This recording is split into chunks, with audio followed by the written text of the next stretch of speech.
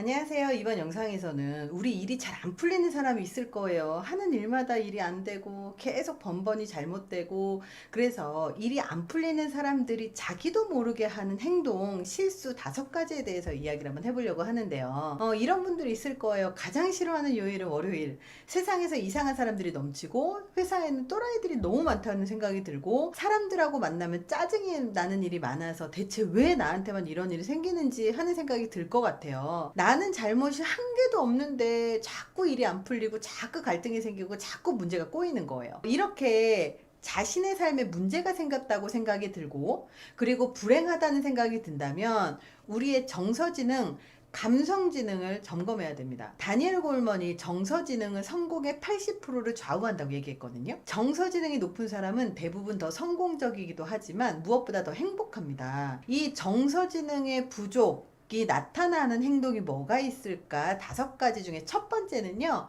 첫 번째, 자기 직업을 싫어한다. 사회인이라면 삶의 대부분을 일을 하면서 보내게 됩니다. 하루 8시간은 최소 일을 하고요. 분명히 직장의 삶의 전부는 아니지만 우리는 직장에서 정말 가장 많은 시간과 가장 많은 에너지를 소모하기 때문에 내 직업과 직장은 내가 선택하겠는데, 그 직업과 직장을 싫어하면 행복하겠습니까? 불행하겠습니까?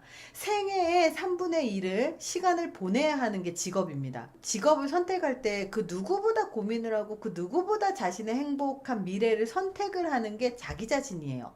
자기가 선택해놓고 자기가 그 직업을 싫어하는 건 자기 탓일까요? 직업 탓일까요? 그 일을 하는 사람이 그 직업을 싫어한다면 그 모든 탓은 자기한테 돌아가게 되어 있어요.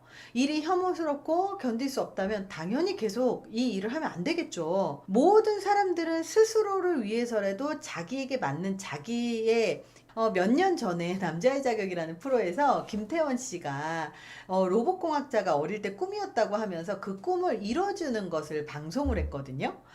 김태원 씨의 머릿속에는 로봇공학자는 로봇을 갖고 노는 것이었겠지만 실제로는 로봇을 만드는 게 납땜을 하는 거였다는 거예요.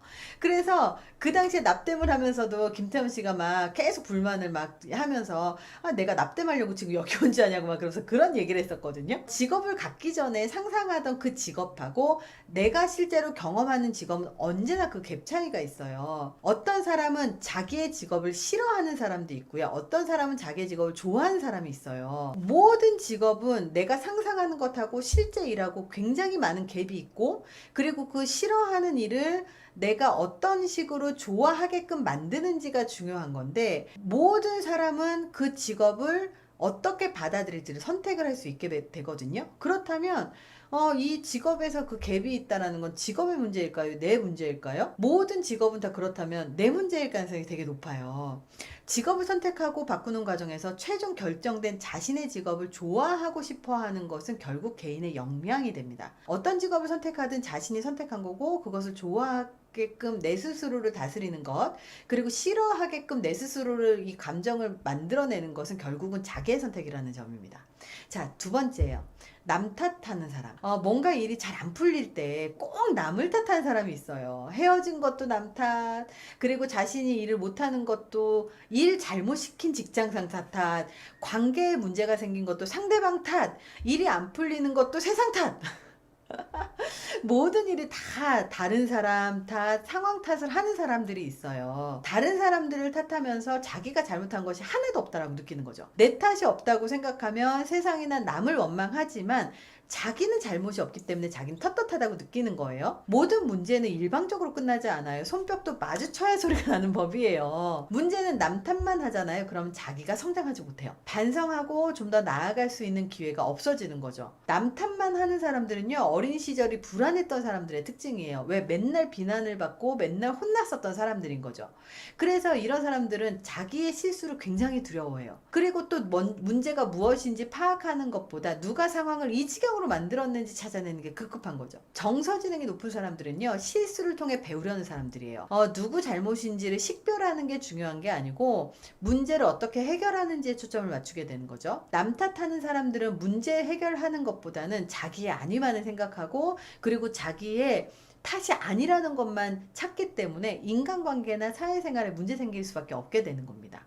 자, 세 번째요. 남의 의견을 잘 듣지 않는다. 회의를 하더라도 서로 좋은 의견을 주고 받아야 좋은 결과를 내죠. 하지만 자기만의 신념이 중요하다고 믿고 다른 사람의 말을 듣지 않는 사람이 있습니다. 우리는 각자만의 신념을 갖고 세상을 살아가죠. 이런 가치관은 우리가 받는 교육, 그리고 지금까지 겪은 경험, 그리고 타고난 인격에 기반을 두게 됩니다. 현실을 살아갈 때 필요한 기준과 같다는 거죠. 하지만 어떤 사람들은 이런 신념을 지키기에 급급해서 뭐가 중요한지 찾지 못하시는 분들이 되게 많아요. 팍팍 우기고 그리고 아집 있고 막 그런 똥꼬집 있으신 분들이 있잖아요. 신념을 바꾸지 않는 사람들은 다양한 정보와 지식을 받아들이지 않는 경향이 있어요. 꼭 그런 얘기 들어보셨죠? 책 한 권 읽은 사람이 자기 말이 가장 맞다고 우긴다는 거. 세상은 모든 일에 대해서 한 가지의 해답만 있는 게 아니죠. 그렇기 때문에 우리와 다른 의견이 과연 타당한지 분석하기도 전에 사람들은 위협으로 간주를 해요. 다른 사람의 의견을 안 듣고 자신의 의견만 우긴다면 사회생활에서 문제가 생길 뿐만 아니라 문제 해결도 되지 않고요. 이렇게 자기 의견만 박박 우기는 사람들은 싫어해요. 그래서 이런 사람들이 힘든 일을 겪거나 아니면 도와달라고 할 때 도와주지 않게 되는 거죠. 그러니까 일이 자꾸 안 좋게 흘러가는 거예요. 자, 네 번째입니다. 내 설명을 남들이 이해하지 못해서 짜증이 난다. 자기 설명을 이해하지 못한다고 짜증내는 사람들이 있어요. 남 탓으로 돌리는 아주 나쁜 행동이에요. 이게 이해가 안 돼? 이거 누구나 이해할 수 있는 내용이잖아. 이런 말들 하면서 공격적으로 얘기를 하는 거예요. 근데 이거는 굉장히 이기적인 사람들이 하는 말이거든요. 사람마다 정보를 처리하고 분석하는 방법이 다르다라는 사실을 이해하지 못한 사람들이에요. 내가 상대방한테 설명을 잘 못했다는 생각은 하지도 못하고 결국 상대방 탓이라고 해서 아주 사소한 일인데도 불구하고 일을 크게 만들어버리시는 분들이 있는 거죠. 자, 다섯 번째입니다. 농담으로 다른 사람을 놀리고 의기양양하는 거예요. 왜 웃는 것하고 비웃는 것은 다르잖아요. 감성지능이 발달한 사람들은 그 차이를 이해하고 자기가 한 농담이 다른 사람에게 언제 불편을 줄지 대충 예상을 할 수가 있어요. 하지만 감성지능이 낮은 사람들은 다른 사람을 탓하는 거예요. 농담을 받아들이지 못하는 사람이 잘못된 거고 예민하다는 식으로 몰아가는 거죠. 듣는 사람이 기분 나쁜 농담은요, 농담이 아니에요.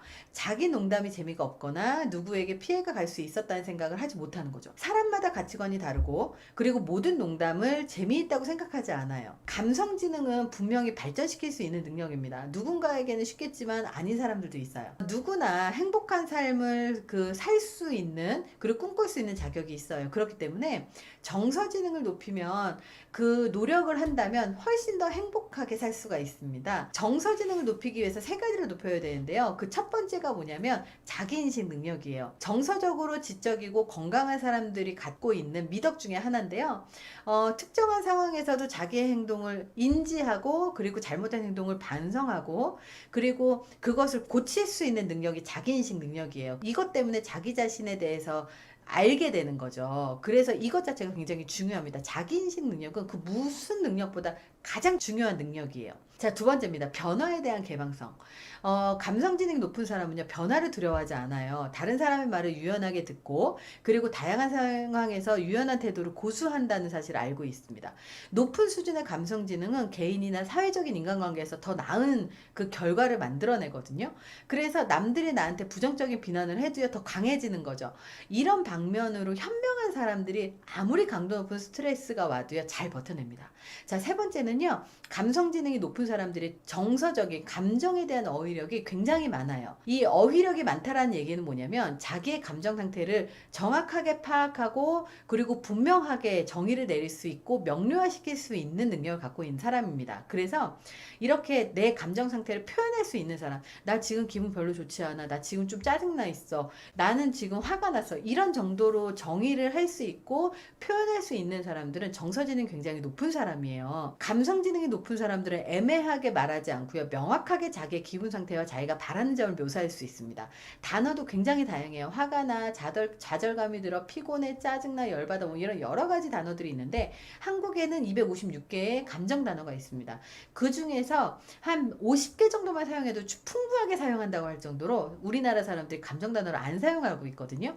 그래서 감정을 인지하고 표현할 수 있는 능력은 감정 조절 능력의 굉장히 중요한 핵심입니다. 감성지능이 높은 사람들은요, 자신의 감정 숨기지 않아요. 자신의 감정을 인식하고 인정하고 그리고 다른 사람의 감정도 마찬가지로 이해합니다. 그렇기 때문에 감정을 조절하고 적절하게 표현할 줄도 알아요. 정서적으로 굉장히 강하게 지적인 사람들은요, 감정에 놓여게 되는 게 아니라 감정을 조절할 수 있게 됩니다. 이번 영상에서는요, 일이 잘 풀리지 않는 사람들을 위해서 5가지의 실수, 내가 무슨 실수를 하고 있는가에 대해서 얘기했고요.